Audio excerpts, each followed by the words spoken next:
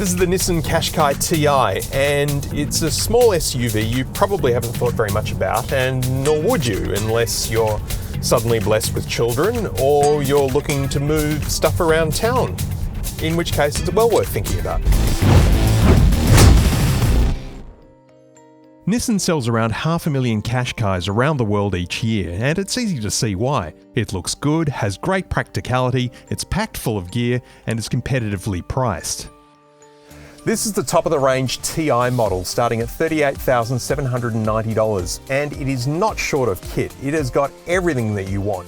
Intelligent cruise control, heated Napa leather seats, a panoramic glass sunroof, and attractive 19-inch alloy wheels all come standard on the TI. But how has Nissan gone with putting all these features together? The answer is a mixed bag. The native centre screen software works well and now features Apple CarPlay and Android Auto, but the screen itself is tiny and the picture quality from the cameras is quite low. Overall, the build quality in here just isn't quite up to Mitsubishi, Toyota or Honda standards. It's very good and all the functionality is there, it's just some of the finishes aren't quite right. I mean, this jiggles a little bit, some of these leather accents don't feel like they're quite as tightly put on as they could be. The buttons just don't have that solid feel to them that you find in some other cars. I'm sitting behind my own seating position here in the back seat. I'm 190 centimetres tall and it's a bit of a squash, I'm afraid to say. I've got my knees hard up against the plastic shell here in the seat in front of me. No rear air vents unfortunately, but there is another little storage cubby here.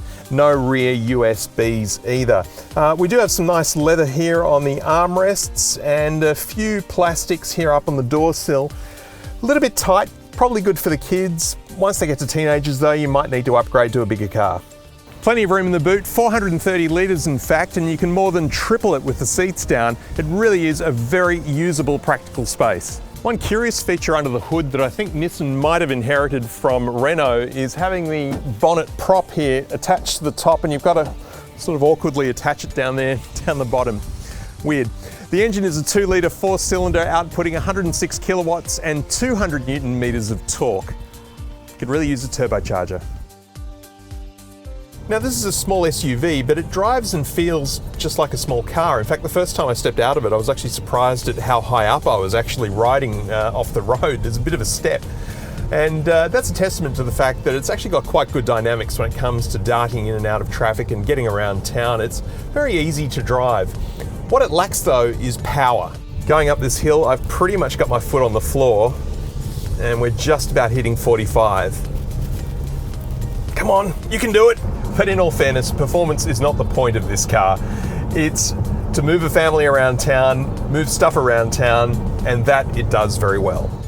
Another great feature is the Qashqai's ability to park itself, but unfortunately it doesn't always get it right. Bit of a scrape there, unfortunately. I didn't do it. It's funny, this is the first car in a while that I've driven that doesn't have a digital instrument cluster. It's got old school analog gauges. And it's funny how I've actually completely forgotten how to look at analog gauges because my eyes are just instantly drawn to the digital speedo in the center and I never look at the gauges.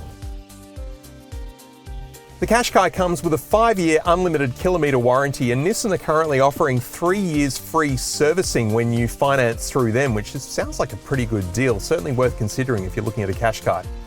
All up, the Nissan Qashqai has a level of gear on par with many cars that are double the price. It's practical, safe and efficient. It's just the sluggish engine and interior finish that lets it down. But if you can see past that, then the Qashqai is well worth a look.